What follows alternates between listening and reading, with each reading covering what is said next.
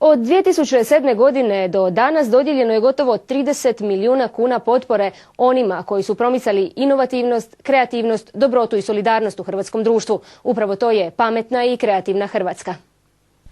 Dodijeljeno je više od 3 milijuna kuna za projekte koji će pridonijeti boljoj budućnosti Hrvatske, a izvrsnim učenicima i studentima te polaznicima poslijediplomskih i doktorskih studija dodijeljene su stipendije. Od ukupnog tog iznosa najveću pozornost mi dajemo istraživanju, napretku, obrazovanju, jer znamo da je obrazovanje ono koje može u zemlju i ovaj narod dovesti do blagostanja, a ne da budemo zemlja jeftine radne snage i zemlja koja zaostaje u razvoju. Tako da smo najviše sredstava dali za znanost, za obrazovanje. To je praktički 50% svih sredstava je posvećeno za obrazovanje. Mi smo podržali vrlo važne znanstvene projekte, a nosioci tih projekata su ljudi koji dolaze za hrvatskih sveučilišta i drugih istraživačkih centara. Ja?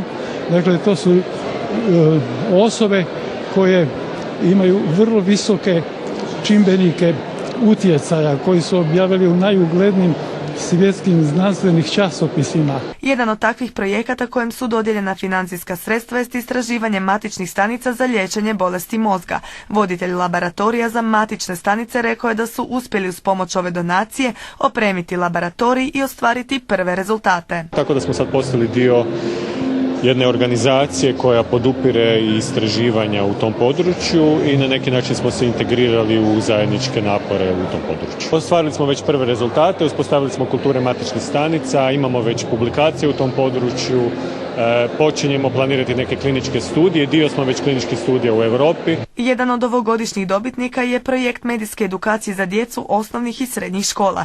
Oko 70-ak volontera koji rade na projektu uz pomoć ovih financijskih sredstava će izraditi edukativne brošure. Želimo zapravo pomoći djeci da od nekakvih potencijalnih prijetnji i opasnosti medije učine svojim prijateljima.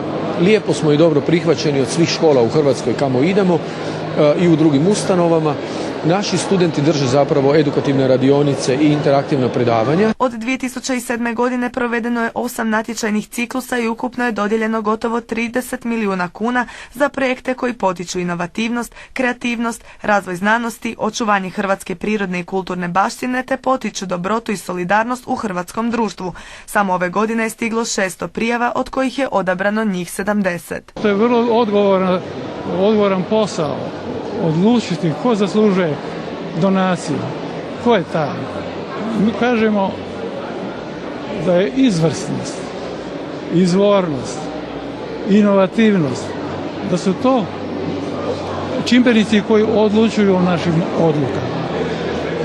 Ne samo to, i socijalna situacija i niz drugih faktora utječu, nacionalna važnost. To su sve faktori koji utječu na to. A jasno da je jedan od jako važnih pokazatelja kada dodelimo stipendije, da gledamo prosjek ocjena. I naš prosjek koji mi tražimo je da bude minimalno 4,5. Mareković je istaknuo da bi u Hrvatskoj trebalo biti više ovakvih projekata koji bi mladim i sposobnim ljudima pomogli da pridonesu napretku naše zemlje.